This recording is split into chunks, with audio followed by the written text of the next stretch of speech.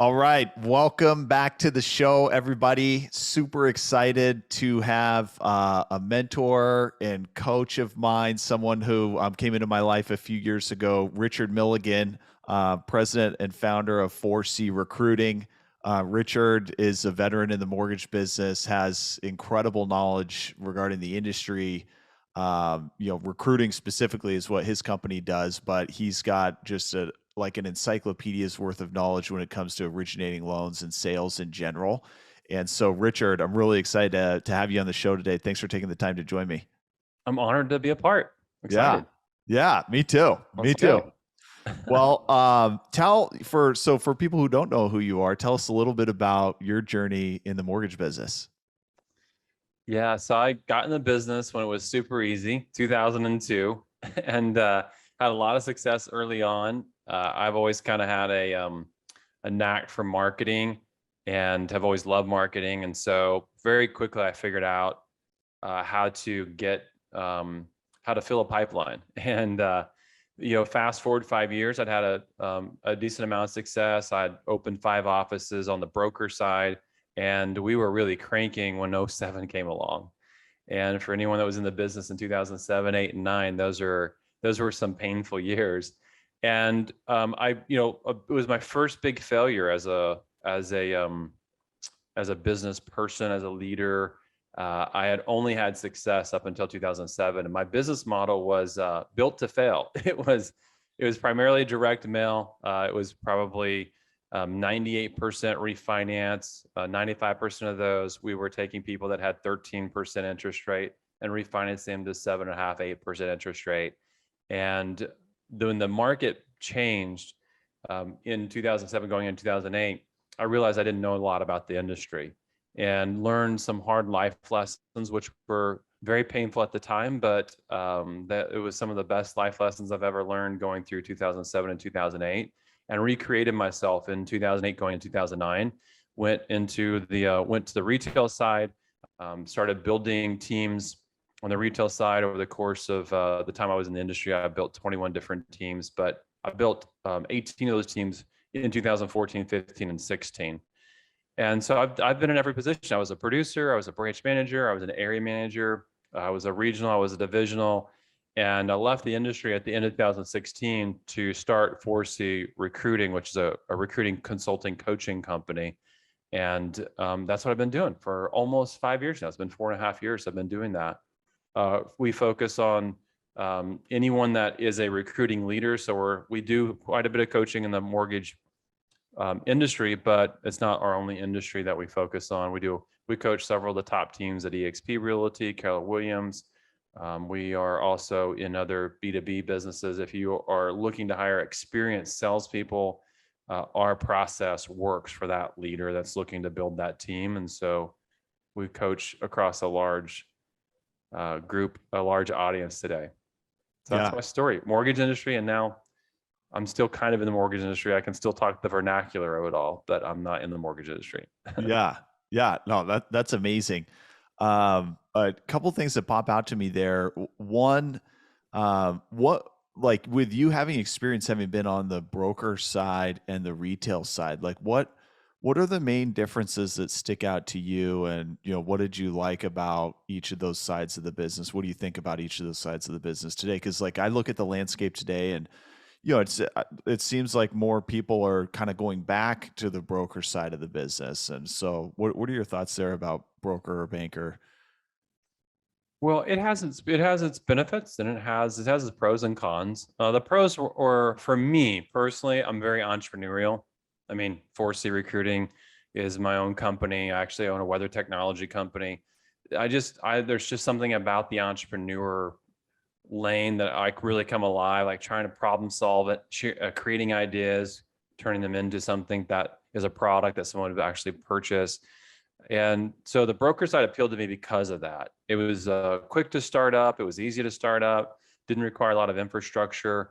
And I could make all of my own decisions. I could pull on whatever lever I wanted to at any moment to run my business a particular way that I wanted to run it. The con to it is that as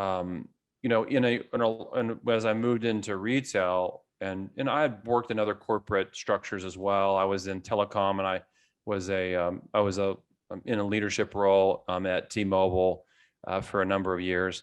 And so I've worked in the corporate structure. The benefit is that you've got all of the resources, all the structure, and you don't have those when you're on your own. So those can be seen as wins and losses either way. But the big thing that if you're in a more retail structure that you have is that you have someone who's actually searching out best tools, best practices, best processes, best systems, and allowing you to sit in the framework of that and operate. And so you only have a couple of things that you have to focus on. If you're the entrepreneur, I'm running my own business. I mean, I've got a lot of balls in the air right now that I wouldn't have in the air if I was just a leader inside the company. And that allows that person who's in retail to focus on only a couple of things, right? And to get very narrow in the things that they do. And there's actually a success principle in that, which is that the most successful people try to keep their lanes incredibly narrow, not really broad, right? It's like you can have all the balls in the air and be okay at all those things, or you can have a couple in the air and be really great at those things. So I wouldn't go either direction with it, whether one's better than the other. And I think that's been that to me has been to the detriment of the broker. The message that the broker is better is actually a negative message that divides an industry that's actually should be pursuing the same thing, which is the betterment of, let's improve whatever the experience is and whatever we're delivering to the consumer, right? Not competing against each other internally. And so we're all better together. Yeah. Yeah. That's really fascinating. I've been on the depository bank side, and then I've been in the independent mortgage banking side. I've never been on the broker side. So that's interesting to hear some insight there. Another thing I was thinking when you were telling us about your initial journey or about your journey is that initially you were doing like direct to consumer marketing. And so, and you and I have talked a lot about building a social brand and, what the social platforms afford us today to get directly in front of people. But what do you think about direct to consumer business models versus referral relationship business models with specific key people who can refer you clients, or a mixture of the both? Like, what are kind of some of your thoughts there, just for those models, thinking about the origination business? As I study business, one of the things I've become aware of over the years is that the most successful businesses have multiple lead streams. They don't have one singular lead stream. I look back at that was a big lesson I had to learn. I was all direct mail, and I loved it, by the way, because at my heart of hearts, I'm a direct response marketer. Like, I could tell you how much money I was going to spend, and it was like how many calls I was going to get, how many we're going to turn into an application, we're going to turn into a deal, we're going to turn into money inside the company. And I love that model. But building a framework of more lead streams makes sense. If you're in the mortgage industry and you've got one referral partner that's a single builder or a single real estate agent or a single financial planner, that's not a very stable business. You're one bad deal away from being unemployed. Yeah. And so I think every business should look at building multiple lead streams, and not even just seeing like social media as a lead stream, but what LinkedIn's different than Facebook is different than Instagram. And contextually, those platforms all operate differently. What works on one platform doesn't work on the other platform. Throw TikTok in there, Twitter in there as well. And I see all those as separate lead streams. So you need to have a separate strategy for each one of those. When you start thinking about lead streams in the mortgage industry, a big pivot for an originator right now is that purchase volume is down, right? We have a lack of inventory. We have a rising rate environment. There's more cash available in the market to purchase because that's an advantage for certain people when they go to buy, or it can be an advantage when they go to buy. So more lead streams, yes, right? So it means that we need to expand our understanding of other things continually. I'm always looking to innovate. And that just simply means a lot of times that innovation in its purest definition is first to act you're going to try some things that are just ideas that aren't going to work, that are going to fail, but you're going to try some things that are going to work incredibly well. And so I just even my own journey, go back to like 2014, I started really utilizing LinkedIn to recruit. And I had crafted a framework that I would follow inside LinkedIn that worked incredibly well. And it didn't work well forever, but it worked well for about 6 to 9 months. And I got to that because I was innovating. I was trying different things, right? So more lead streams for sure. Figure out what you need to do to build more lead streams. And that sometimes can be, in a vertical, and sometimes it's not, in the vertical. So it could be more real estate agents or more builders or more financial planners, or sometimes it means like all three of those. And what other places can I go to get business as well? Yeah. Yeah. I love that. Yeah. And just being willing to try new things and fail, to innovate, to like, if you're going to innovate and take on new ideas and systems, then some of them aren't going to work, but you've got to be willing to put some time in there and figure out what does work, and then, invest more resources into that. Right. Yeah. First to act a lot of times is first to fail, right? Yeah. It was already proven other people would be doing it. Yeah. So, I mean, I've tried all kinds of things on the recruiting side that have not worked. And I've tried some of the things that have worked have only worked in seasons. And some of those things have been evergreen ideas that still work today. But constantly being willing to try something new is what's really important, because we're evolving faster in terms of how we communicate and where we communicate, than we've ever have as a consumer today. Yeah. And being willing to try a new platform, a social platform, being willing to try a new messaging framework, being willing to think more systematic, like how do you have more touches in your process? How do you communicate certain things better? Those are all things that can be challenged, and we've got to challenge those today because the consumer is a moving target. Yeah. Yeah. Yeah. It feels like the more technology advances, the more rapidly things change. So you've got to be more on the ball to keep pace with those changes as they're coming at you. What? So you were really successful in the mortgage industry, like, specifically originating and managing and leading. What was your driving purpose to move away from that and into recruiting coaching? Why did you make that move and start 4C? Think as humans, as we continue to grow and continue to change, that where we find joy, where we find fulfillment can actually move. And when I in my career, I was either a producer or a producing leader up until 2013. And the company I was with changed my compensation model, so I lost a bunch of compensation overnight. And I had to make a decision in that window: do I continue being a producer leader or only lead? And I made a decision in beginning of 2014 to only lead and go all in on building teams. And so that decision itself was driven by the fact that I knew that I had grown my expertise, my knowledge, the things that I could give to people, that I knew I could really help a lot of people by just being all in on leading. And I found a lot of joy in that, a lot of fulfillment in helping others. You come to a place where money just doesn't motivate you anymore, right? Like, my story is that I grew up as the poor kid, and my financial blueprint of what is necessary has always been pretty low. And so beyond the money thing, like, you get to a place where you're successful, like the money need is met, you got to find other things to motivate you, or you'll just not be motivated.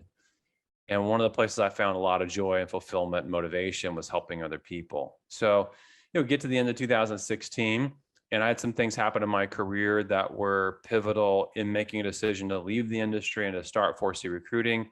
4C Recruiting, at a foundational level, was started because we wanted to help great leaders build teams. I recognize that I've had a couple of stories on my journey where I've impacted people beyond impacting them. I mean, like, literally, I've changed their life, right? And that's them saying that, not me.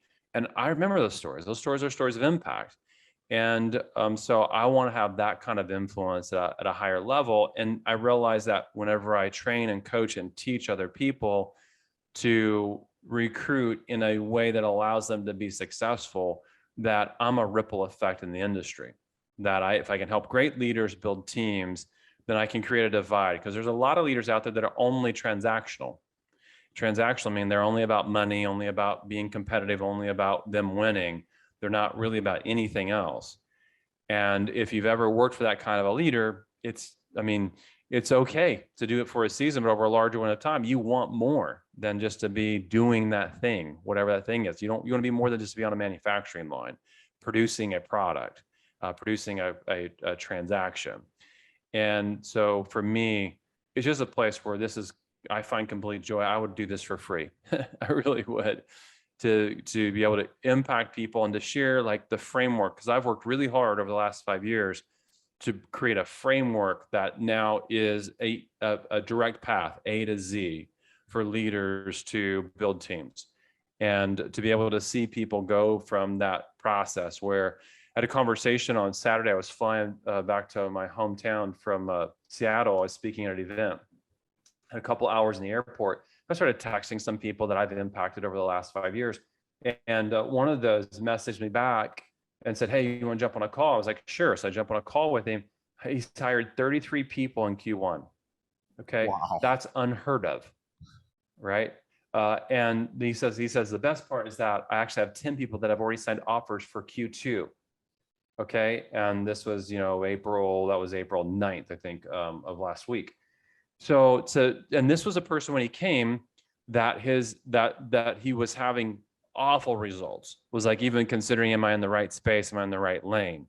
And to go over a short one of time from that person to that person, because I gave him a plan and a path and was able to guide him through that path.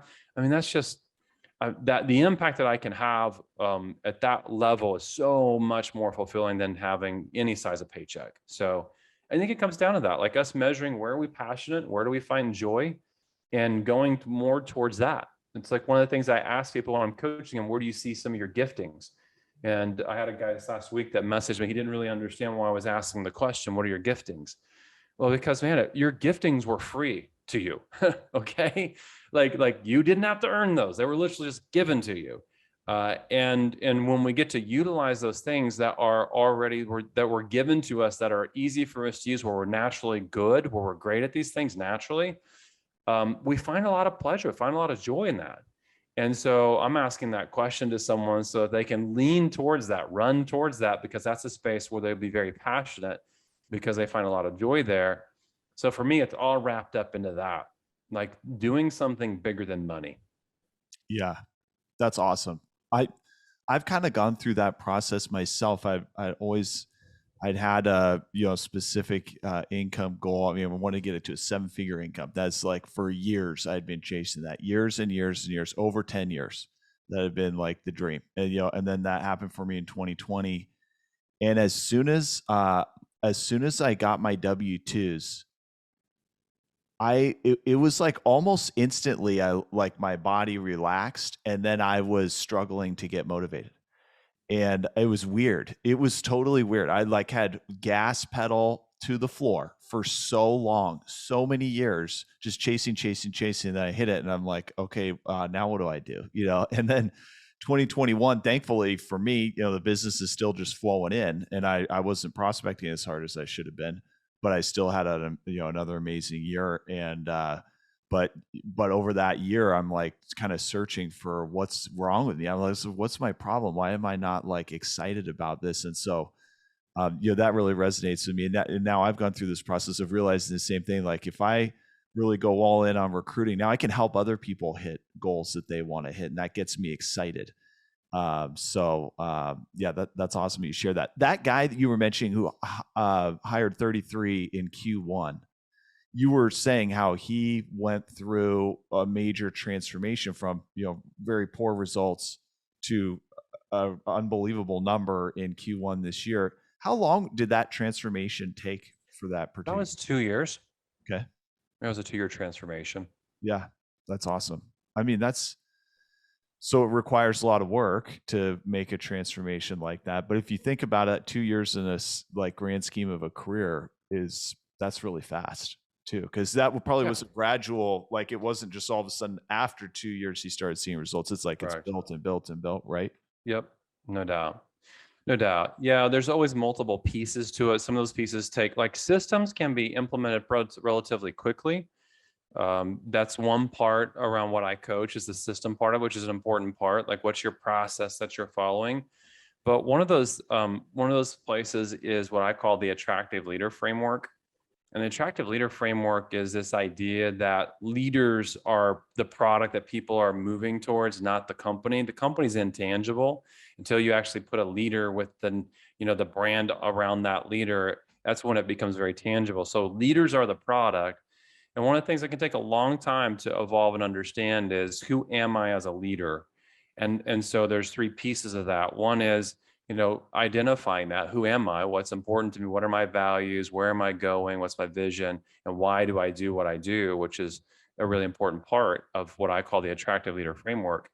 But then, so you identify it or create it. The second part's articulating it.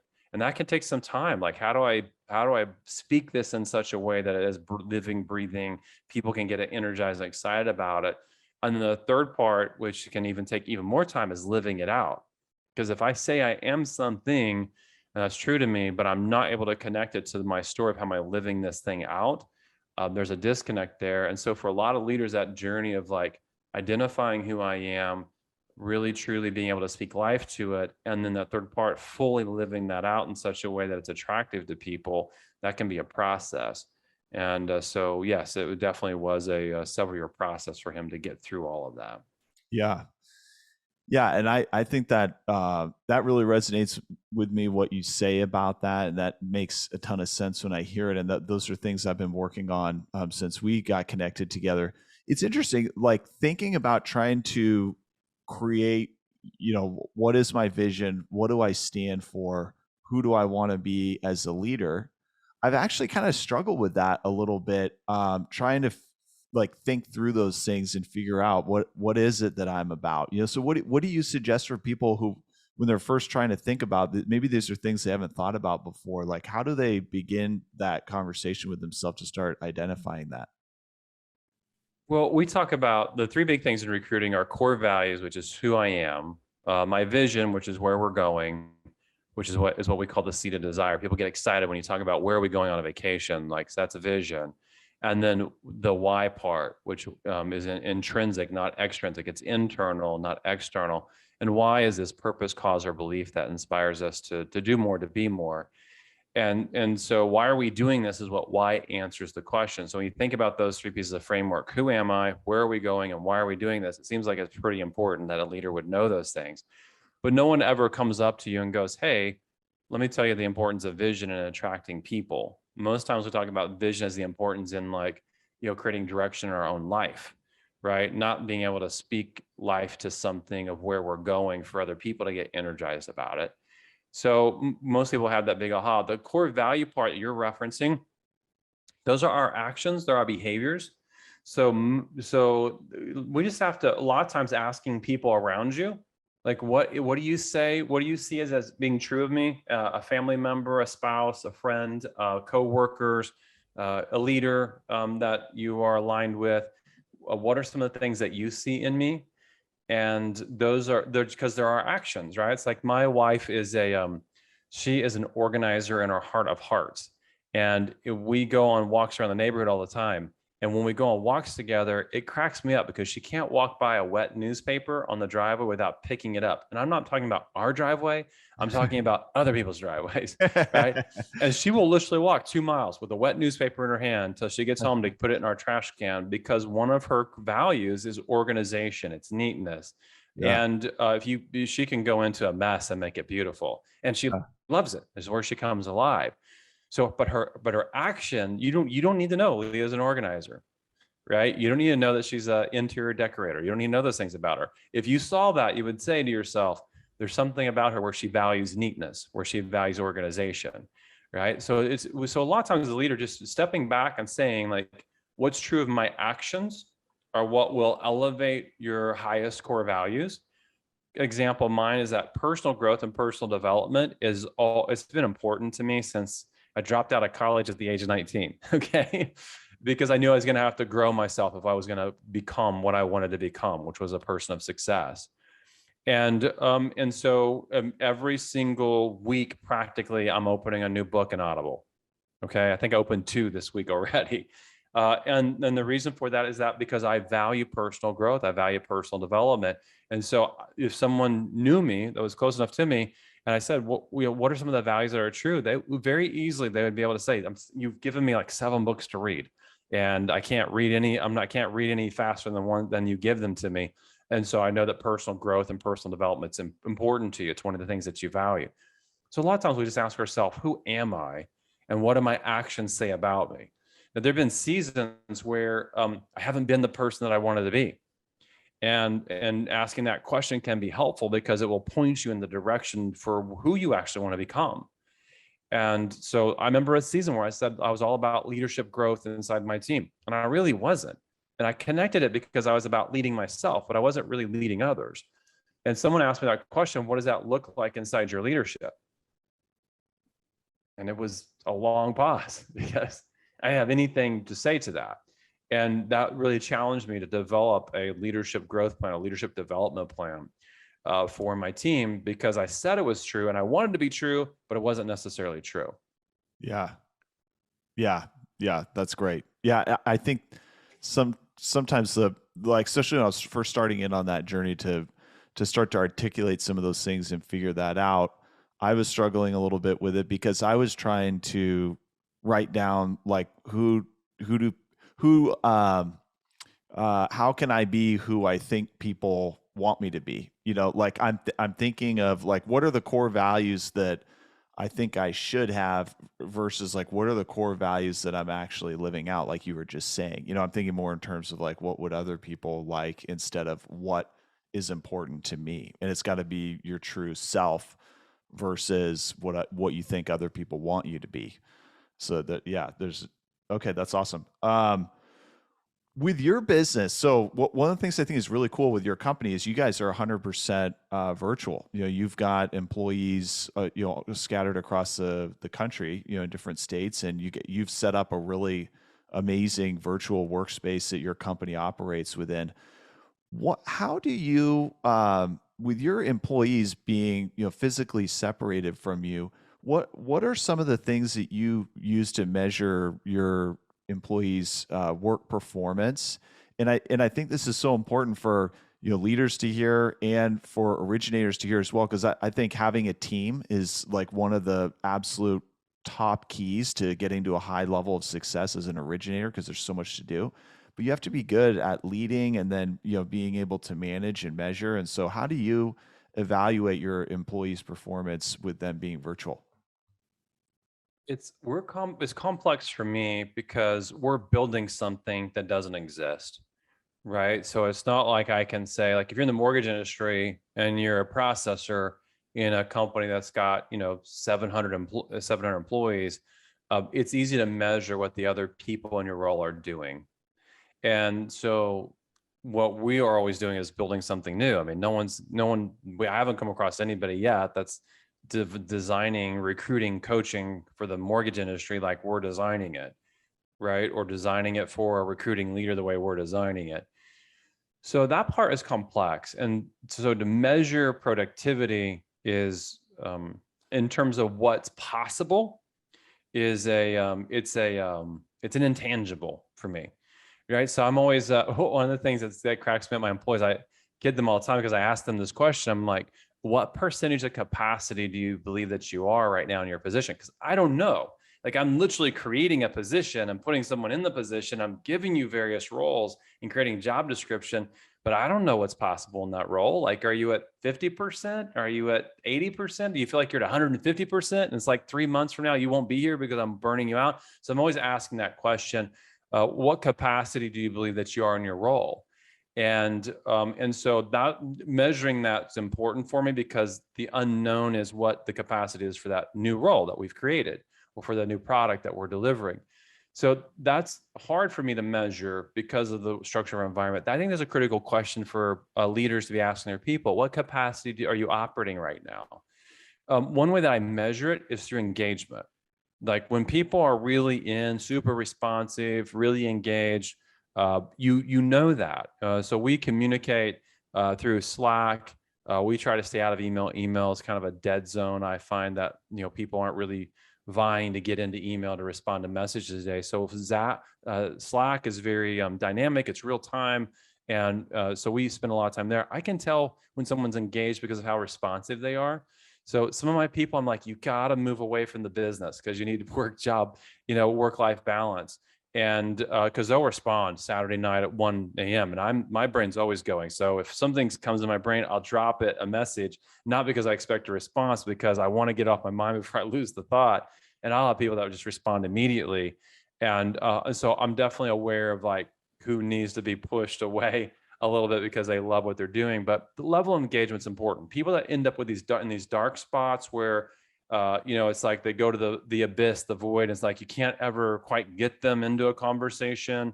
That's where as a leader, I become concerned, and is that person's not that engaged. The engaged person is constantly sharing ideas, responding quickly, right? Involved in team meetings, always has something to share. The unengaged is the antithesis of that, and I'm measuring that at all times. What I would say is that. The virtual world has been a place that we have won in a major, major way. We started out as we're going to be a virtual company. I didn't want to have to go to office. I've got 4 kids and now I have a grandson, and I want to be all in there in this season. Maybe in a decade when Haven's 18 and graduates and flies the nest, then I'll be more open to being in office, but I want to be all in here. And so when I'm in my work, I want to be real concise. I want to deliver things in as concise of a framework as I can. So I'm not here to lollygag, hang around the water cooler. I'm here to get things done. Let's go. And this began to show up in employment surveys around 2018. I remember seeing a survey from 2018 that said that this was before COVID, mind you. 86% of Americans said that they would prefer to work virtually, and 95% of them said that they would give up compensation if they were given the chance to work virtually.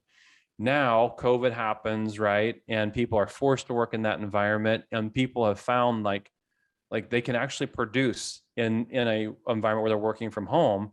And more people want this now than ever, because now they're not even, it's not an unknown, it's now a known. And most people are afraid of unknowns.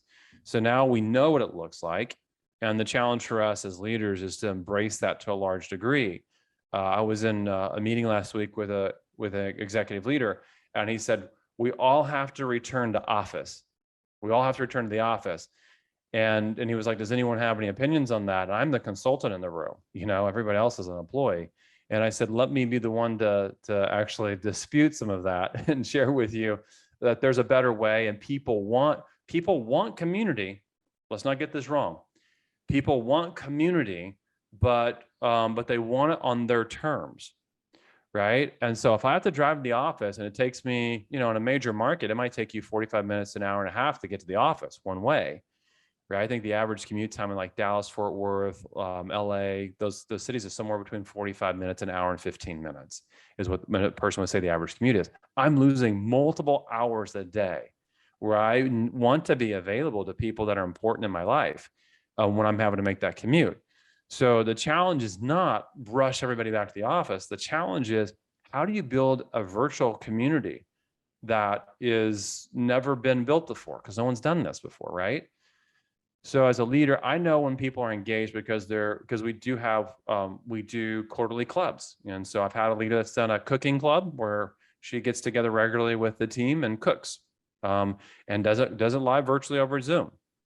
I've had someone that has done book clubs before where they get together and they go through a book. I've got someone that has had a 5 a.m. club where people that just want to get up early and get their day going, but struggle to get up early in the morning.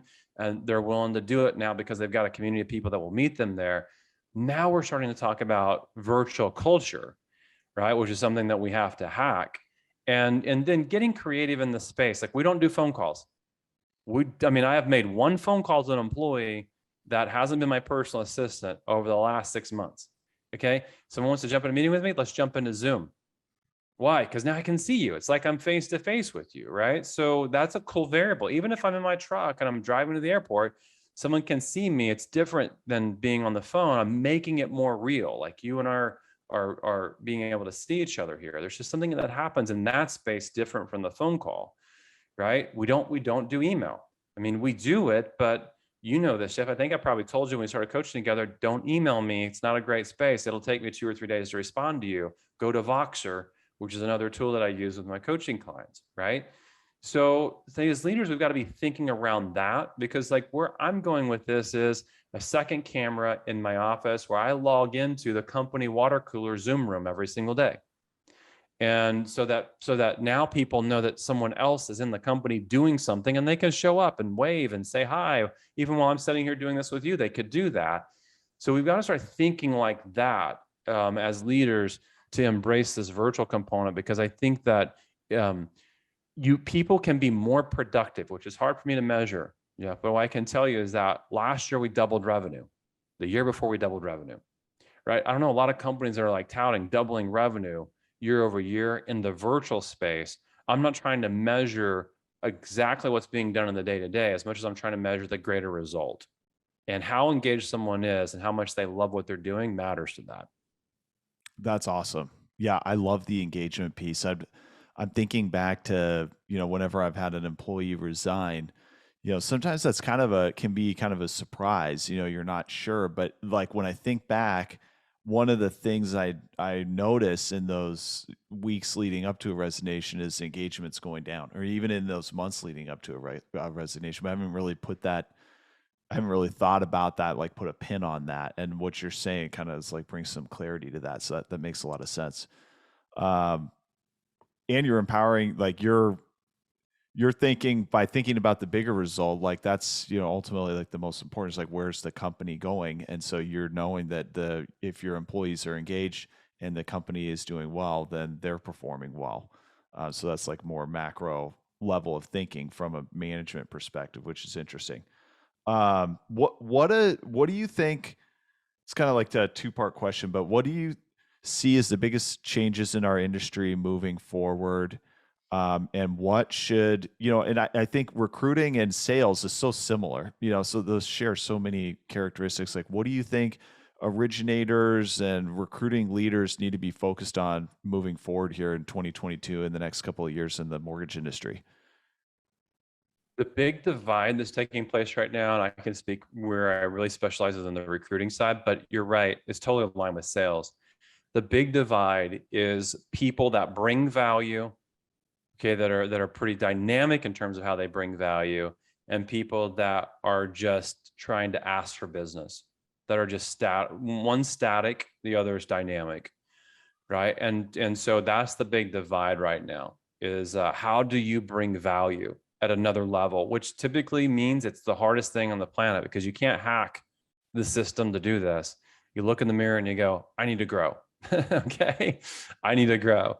I was a conversation this morning with a coaching client, and this guy is about every 3 months at a new event where he's growing himself, and I'm not kidding you. Okay, so that there's so many opportunities to grow ourselves, to improve our knowledge, to hone our skills, to get better at bringing value to the people. So I'm asking myself the question, what's the value to the people that, if I'm an originator, what's the value to my real estate agents? What's the value to a financial planner? What's the value to someone that is in my market that that I would do business with as a referral partner, as well as the consumer? What is the value to the consumer? And that's where the big space, social media has created a great divide in this, because there's no tension in getting direct access to people. People can Google you and immediately 3 of the top 10 searches, LinkedIn, Facebook, and Instagram, right? And so they can go see if you're a person of value. And so that's the big divide, is like the people that are ultimately winning at the highest level they've changed their thinking. Not how do I become a person of success, but how do I become a person of value? It's literally, to me, it's that simple. Yeah. Okay. Yeah, I love that.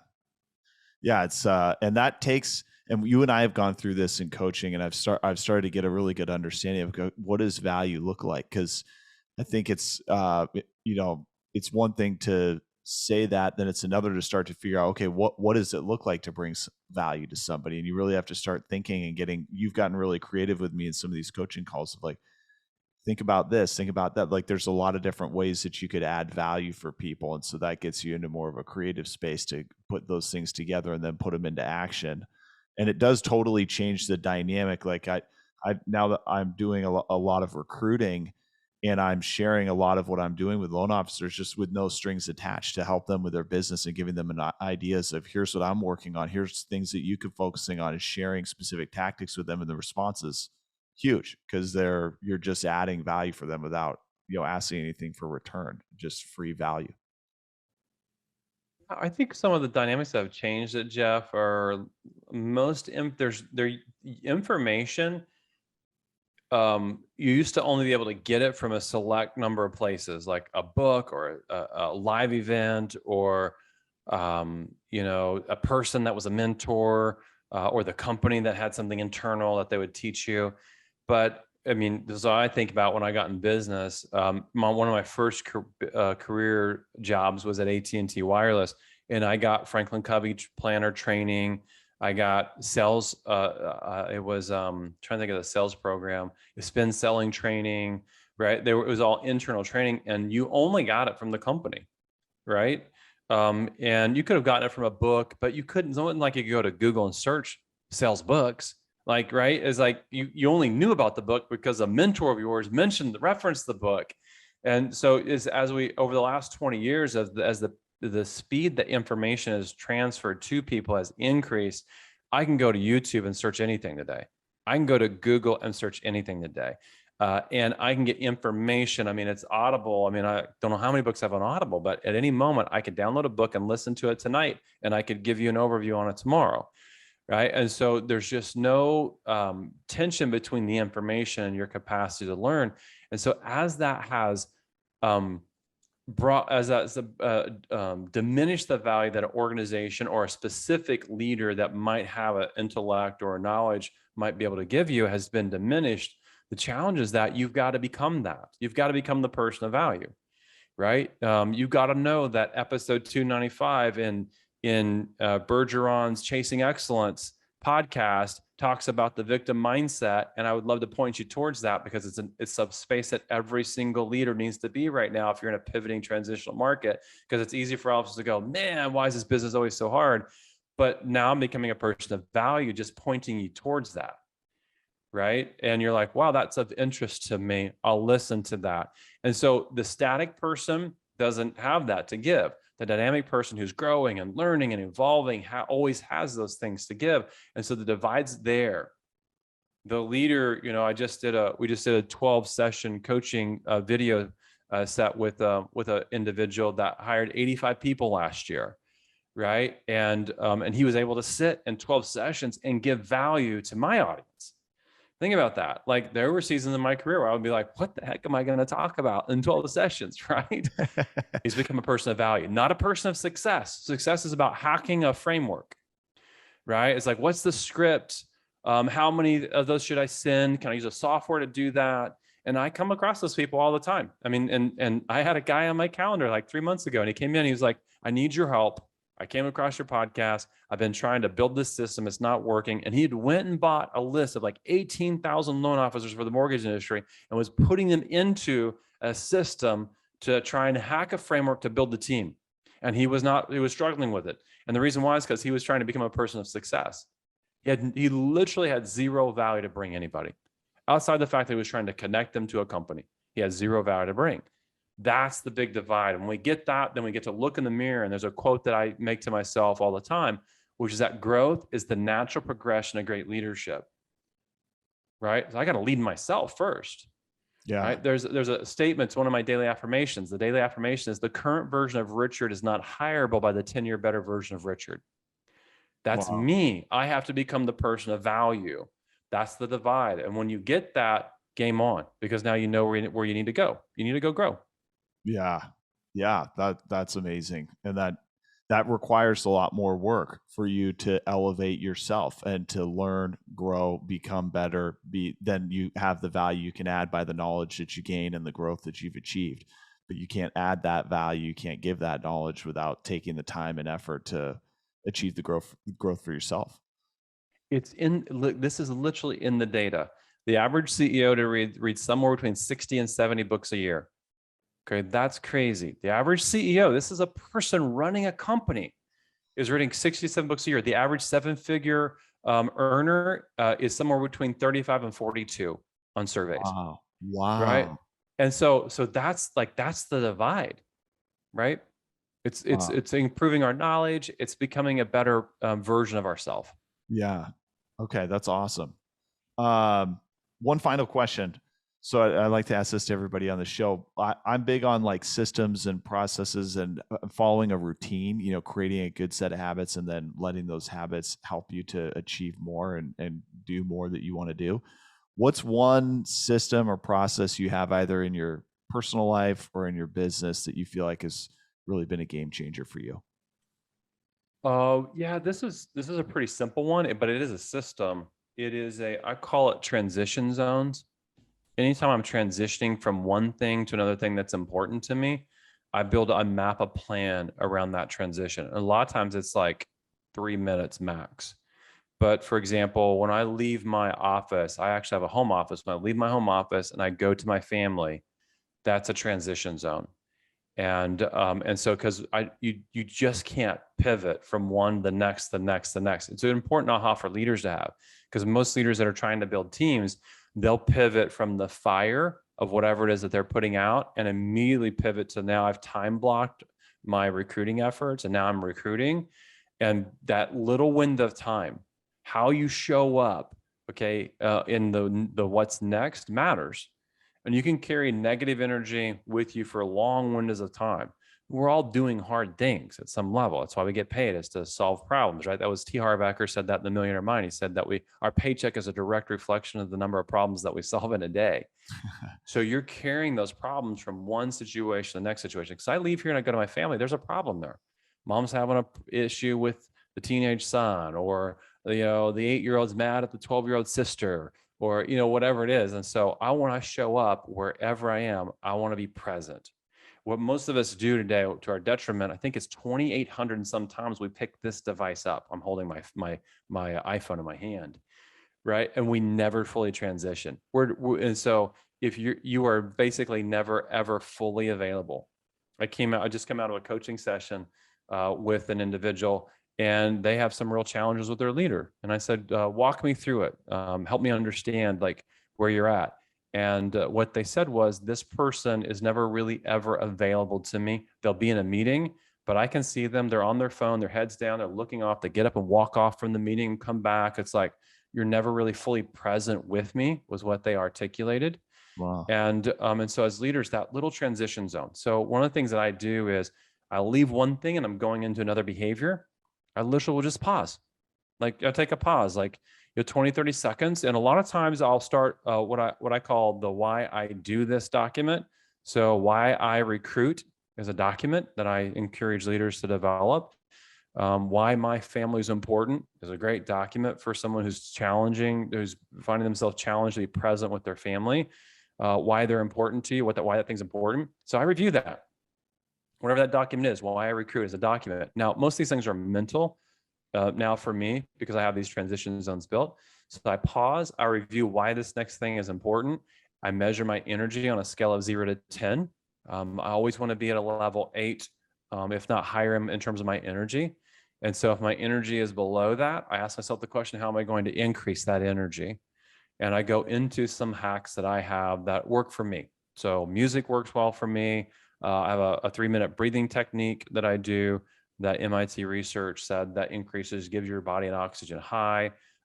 Sometimes it's extrinsic, it's green tea or an apple or something like that to get my energy up. But I have a toolbox here that I built, and in 3 minutes I can go from being this person that's over here with diminished energy because I'm putting out fires or dealing with something difficult, now being all in wherever I'm going.